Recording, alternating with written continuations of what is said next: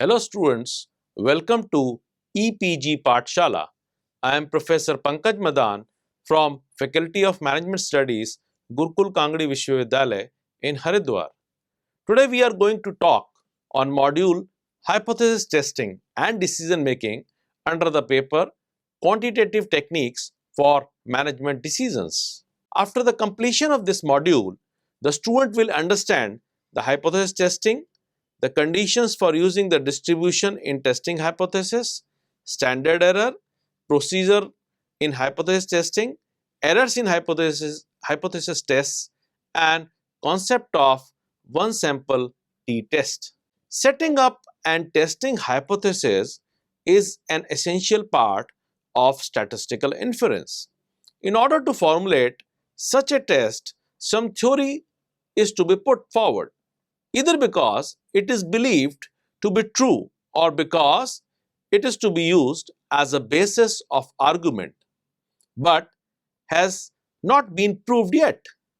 For example, claiming that a new drug is better than the current drug for treatment of the same symptoms, or a claim of a chamber of commerce about the mean household income, we need to make a hypothesis. In each of the examples stated here, the question of interest is the two competing claims or the hypothesis between which we have to make a choice. The null hypothesis denoted as HO against the alternative hypothesis denoted as H1, or sometimes it is also denoted as HA, that is alternative hypothesis. These two competing claims or hypotheses are not, however, treated on an equal basis. Special consideration is given to the null hypothesis because null hypothesis is usually made on the basis of a literature review or a survey or the past experience or knowledge. A hypothesis is a claim, a statement, or an assumption regarding the population parameter that may or may not be true, but it needs to be verified by a random sample from a single population or two different population, or even it can be from sample can be from multiple populations. Now we have different situations, or we can say we have two common situations. The first is the experiment that has been carried out in an attempt to disapprove or reject a particular hypothesis, the null hypothesis. Thus, we give that one priority so that it cannot be rejected unless the evidence against it is sufficiently strong. Suppose a company makes a claim. Let's say Mahindra Scorpio, a car by Mahindra, they makes a claim that their mileage is 12.5 kilometers per liter for Scorpio. For that, we need to make a null hypothesis that HO, mileage of Mahindra Scorpio, is 12.5 kilometers per liter against the alternative hypothesis that mileage of Mahindra Scorpio is not or less than 12.5 kilometer per liter. If one of the two hypotheses is simpler, we give it priority so that a more complicated theory is not adopted unless there is a sufficient evidence against the simpler one, or we can say that the simpler one should be put as a null hypothesis. For example, in this case, it is the mileage of Mahindra Scorpio that has been put in a simpler way is 12.5 kilometers per liter. But in most of the cases, when it is not claim, rather it's an assumption or a statement, null hypothesis is considered negative or null. Null means no relationship. So most of the time, if it is not a claim, we put null hypothesis as a negative statement. In this case, it is different. The population here is the Mahindra Scorpio cars, and sample taken is from a single population. That is why we are saying that it is an example of a single assumption of a single population test, because we are taking only a sample of Mahindra Scorpio cars. The hypotheses are often statements about population parameters like expected value and variance. For example, HO might be that the expected value of the height of 10-year-old boys in the Indian population is not different from that of a 10 years old girls. This may be done by comparing two populations, the boys and girls. So here I mean to say that here we are making a hypothesis testing or assumption of comparing two populations. So we can talk about a hypothesis for a two population test, boys and girls. The hypothesis might also be a statement about the distributional form of a characteristic of interest. For example, that the height of 10 years old boys is normally distributed within the Indian population. A null hypothesis is denoted by HO, read as HO or H naught, and an alternative hypothesis is denoted by HA, read as HA, or sometimes we write it as H1. So H0, H1 or HO, HA. Both HO and HA are claims and counterclaims regarding a population parameter, and we test HO against HA. The outcome of a hypothesis test is reject HO in favor of H1, or do not reject HO, or we can say do not reject null hypothesis, which is again called as a alternative hypothesis. In hypothesis testing, whenever we have a decision to make about a population characteristics, we make a hypothesis. For example, mu is greater than 50 or mu is not equal to 50.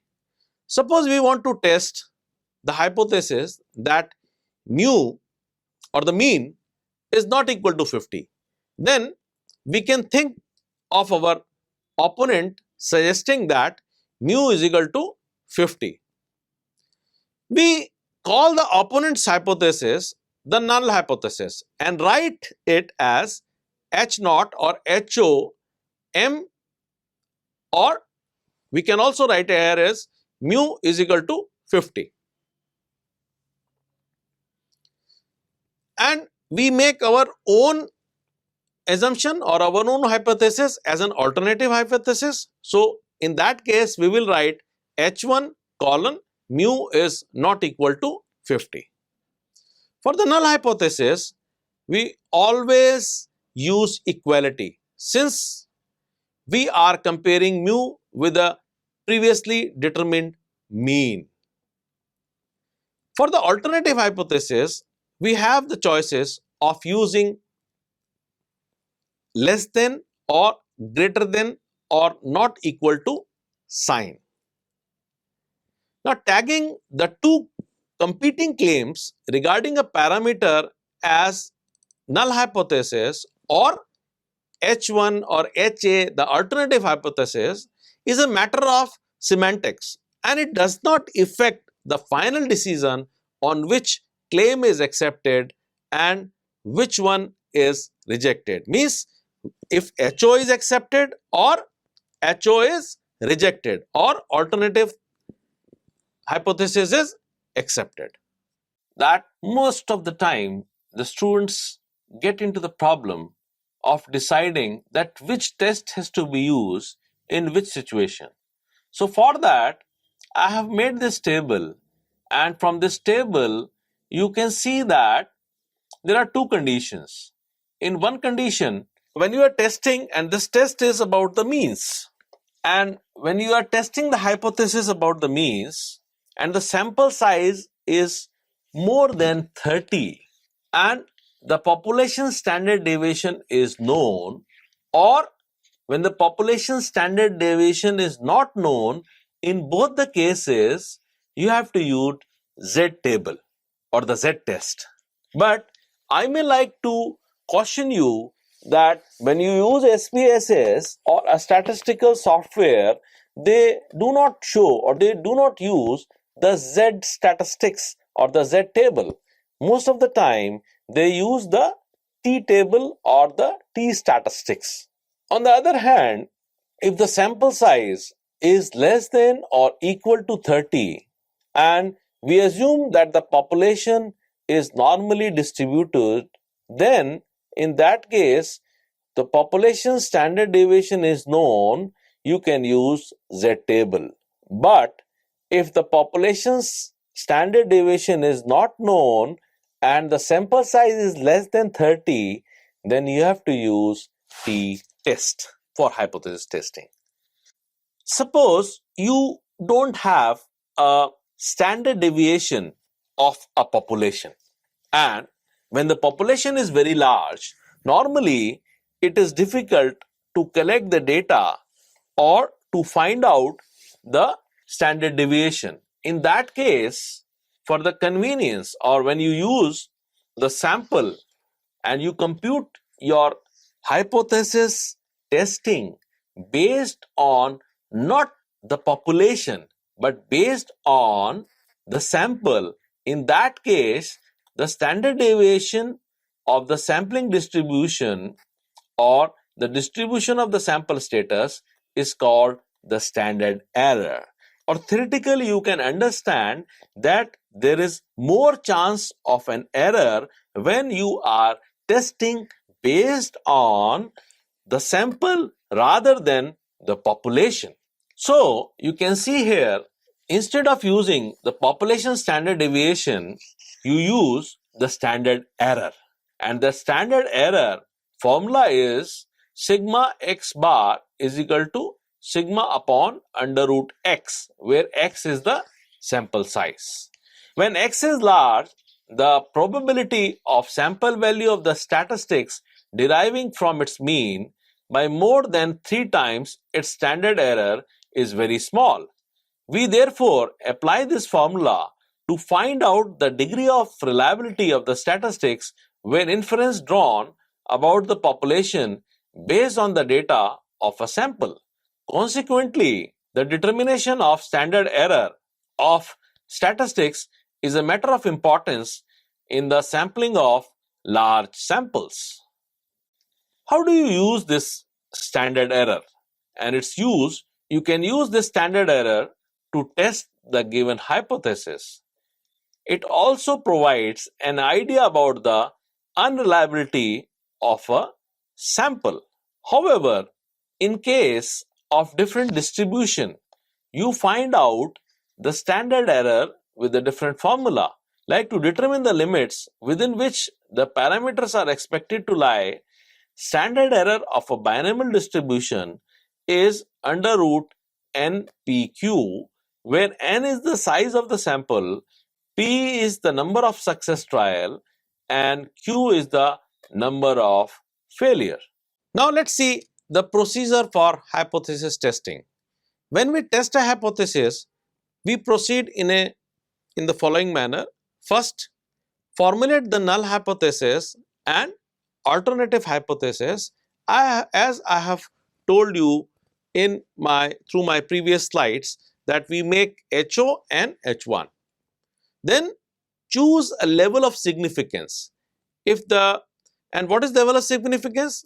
If the difference between it is the difference between the hypothesized mean and the sample mean, and it can be 5% or 0.05, then the value of alpha or the value of level of significance is equal to 0.05 or alpha is equal to 0.05. If nothing is mentioned, then take alpha, or it is convention to take alpha as equal to 0.05. The next step is determine the sample size. Say, and it can be same as the confidence intervals. Then you can collect the data, or if data is given to you, then you can calculate the Z or the T score with the help of a formula. Then utilize the table to determine if Z calculated or T calculated score falls within the acceptance region. Z table or T table is the cutoff point against which the test statistic value, and what is the test statistic value? Z calculated or T calculated or even delta is compared, and it is this table value is also known as the critical value for the test statistics. And when we test the hypothesis, we put the value, calculated value, before or after the critical value. And what is the critical value? The critical value is the table value. And this value we get from the Z or the T table, and usually these values are shown in the Z and the T table at the end of the most of the statistical books. So you can get these values from there and put them on the graph. They act as a critical value. Now then you decide that whether to accept or reject the null hypothesis. So first condition is reject the null hypothesis and therefore accept the alternative hypothesis. Or if you fail to reject the null hypothesis, then there is not enough evidence to suggest the truth of the alternative hypothesis. Now in the this chart, you can see that it summarizes the hypothesis testing techniques which I have discussed earlier for a single population. The null hypothesis is rejected, and when it is in fact true, that is, HO is wrongly rejected. The assumption was correct, but you have wrongly rejected the basic or the null hypothesis. For example, in a clinical trial of a new drug, the null hypothesis might be that the new drug is no better or average than the current drug, and you reject that null hypothesis wrongly. You can see that you make the null hypothesis there is no difference between the two drugs on average. The type 1 error occur if we concluded that the two drugs produced different effects, when in fact there is no difference between them, and that is what we have assumed. But type 1 error says that you have wrongly rejected the null hypothesis, saying that there is a difference between the two drugs, and that is what it shows as a type 1 error. You see the summary of both type of errors, and we will come back to this slide or discuss on this slide also after we discuss the type 1 and type 2 error both. But looking at this slide, you can easily judge or you can easily conclude that the type 1 error is when you wrongly reject hypothesis, null hypothesis, and type 2 error says when you wrongly accept or you don't reject the null hypothesis. So if you see the type 1 error, it is often considered as more serious and therefore more important to avoid than the type 2 error. Means that we need to avoid type 1 error, means wrongly reject the null hypothesis rather than accepting it, and you have to avoid that. The hypothesis test procedure is therefore adjusted so that there is a guaranteed low probability of rejecting the null hypothesis wrongly. This probability is never zero. This probability of a type 1 error can be precisely computed as a probability of type 1 error with a significance level alpha. The exact probability of type 2 error is generally unknown. If we do not reject the null hypothesis, it may still be false, and we call it as a type 2 error. As the sample may not be big enough to identify the falseness of the null hypothesis, especially if the truth is very close to the hypothesis. It means that for any given set of data, type 1 and type 2 errors are inverse related.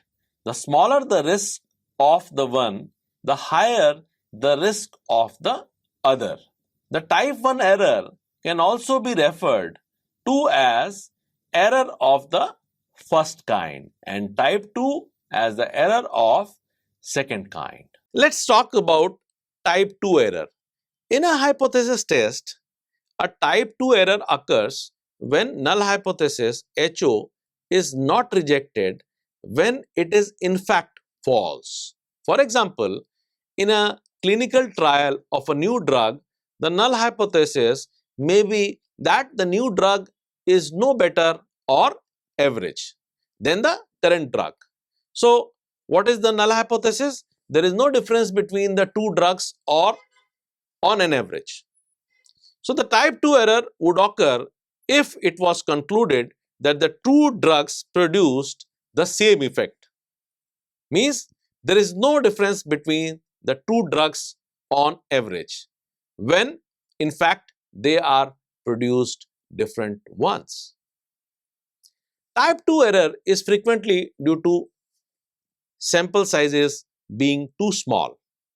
The probability of type 2 error is generally unknown, but it is symbolized by beta and it is written as P type 2 error is equal to beta. The type 2 error can also be referred to as an error of second kind. Now, we will show you what is, or will tell you what is type 1 error. We see a one sample t-test or a single population t-test. A one sample t-test is a hypothesis test for answering questions about the mean, where the data are a random sample of independent observations from the normal distribution n with mu and mu as mean, and sigma or the variance is, you know the mean, but variance is unknown. You can see that the null hypothesis of one sample t-test is mu is equal to mu o, where mu o is unknown. That is, the sample has been drawn from a population of a given mean and unknown variance, which therefore has to be estimated based on the sample or from the sample. The null hypothesis HO is tested against one of the following alternative hypotheses or depending upon the question posed, and that can be if H1 is mu and which mu is not equal to mu o, or mu is greater than mu o, or mu is less than mu o. So in this you can say that the sample is either rejected or it is accepted, and based on that sample study, you can either accept the hypothesis or you can reject the hypothesis. Let's take a practical question. Let's take a retail shop in a mall that has a target customer footfall of 50 people, but a standard deviation is not known. The sample measurements of the customer that visit this shop in a day are 45, 54, 51, 47, 52, 50, 41, 51, 43 and 50. It means that in this question, the HO mu is equal to 50. We are assuming that on an average, 50 people visit this retail shop, and this is our null hypothesis. Since we are talking only about the people visiting this retail shop, we can say that this is a single sample or a single population t-test. And in this case, the alternative hypothesis is mu is less than 50. Or you can say that the people visiting, the other assumption, the alternative assumption or the alternative hypothesis is that the people visiting this retail shop are less than 50% visit this shop. And the null hypothesis says that 50% or 50 people visit this retail shop. We are testing this hypothesis with alpha is equal to 0.05, or what we can say that we are testing that this hypothesis at 95% level of significance, that chances of correctness of this hypothesis is being tested at 95%. Since sigma is not known, or we will make use of sample standard deviation. Since the population standard deviation is not known, and we have taken in this example the number of people visiting per day, and we have taken a sample of 1, 2, 3, 4, 5, 6, 7, 8, 9, 10 days. So 10 days sample we have taken, in which we see on the first day 45 people visiting this shop, next day 54 people, and like that. So we will take the standard deviation of not of a population because it is not available, rather we are taking the standard deviation of a sample. And when you calculate this, it comes out to be 4.45. Finding out the mean, 48.7 is the mean, and then we go and find out the standard deviation of the sample, which comes out to be 4.45. Now putting this into the t statistics formula, t is equal to x minus mu over sigma. But in this case, as I have told you in my previous modules, that in this case we will not consider the standard deviation as a denominator, rather we will take standard error in the denominator. Why? Because in this case we are taking sample as a reference for testing our hypothesis, sample data, not the population data. So the chances of error is there. So we will use the standard error formula, that is sigma upon under root n, and sigma is 4.45, the sample size is 10. So in the denominator you can see 4.45 upon under root 10. So it comes out to be minus 9.24. Now to test the statistics or test hypothesis t-test, this we have calculated the t calculated. This value 9.24 is t calculated. We need to find out now the t table value, and that can be calculated from, or that can be seen from the T table, which is usually given as an appendix in most of the statistical book at the end. So from the T distribution table, the value of T at 0.05 alpha, the degree of freedom becomes n minus 1. That is 10 minus 1, it is 9, and it comes out to be 1.833.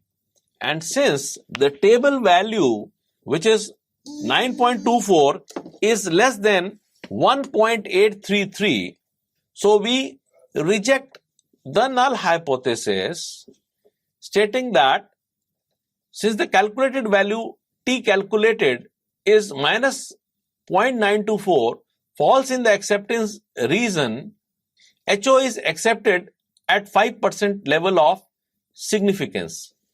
Students, let's now summarize what we have learned in this module.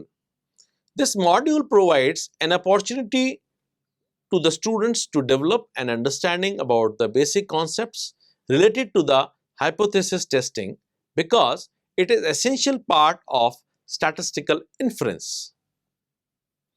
It is related to statistical estimation. Hypothesis testing consists of decision rules which are required in drawing probability inferences about the population. Mostly we use the hypothesis testing to prove the null hypothesis or the alternative hypothesis. In order to formulate such a test, usually some theory has been put forward, either because it is believed to be true or because it is to be used as a basis of argument, but has not yet been proved. Like claiming that the mileage of a new model of a car is better than the existing model for the same traffic conditions. So either it will be true or it will not be true. But to find out whether the said statement is true or not, the hypothesis is being formulated. In most of the business problem, before framing the two competing claim hypothesis between which we have a choice, the null hypothesis denoted as HO or H naught against the alternative hypothesis denoted as H1 or HA, we need to check the past data or facts of the business situations or the literature or the survey. Although these two competing hypotheses are to be treated on equal basis, yet special consideration is given to the null hypothesis that is framed based on experience or facts. So thank you very much for listening me patiently.